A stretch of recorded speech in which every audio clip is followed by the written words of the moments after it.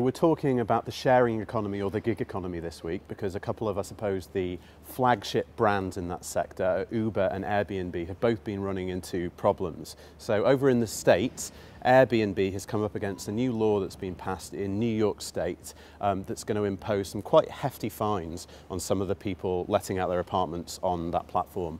Well, in the UK, there was a ruling in London last week at an employment tribunal where a couple of Uber drivers took Uber to the tribunal because they said they should be treated as employees rather than contractors, which is the basis that Uber uses to deal with its drivers. Now, both of these companies have come out quite strongly against these decisions. Airbnb, first of all, we're keen to point out that New York is a special case. They say they're getting on really well with the authorities in other parts of the world, but also they want to highlight that they think there's a big difference between what they call illegal hotels, which this law is designed to really tackle, and ordinary homeowners who are maybe only using the platform for 1 or 2 weeks a year, for example.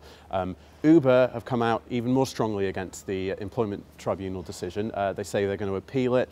They want everybody to know that their drivers very much support the model that they have, which they say is better not only for the drivers but also for their consumers. Now, does any of this matter? It's certainly not the first time either of these companies have run into problems like this, but I spoke to experts in the field and they said the thing is that both of these companies are much more established now, they're much more embedded into our economy and into our society, and it's much harder for them to position themselves as disruptors, challenging existing models. People might start to be losing a little bit of patience with that kind of approach, so that's something that they're going to need to be thinking about a little bit more carefully going forwards. Why are HP, General Mills and Verizon among the brands that are calling on their agencies to show more diversity?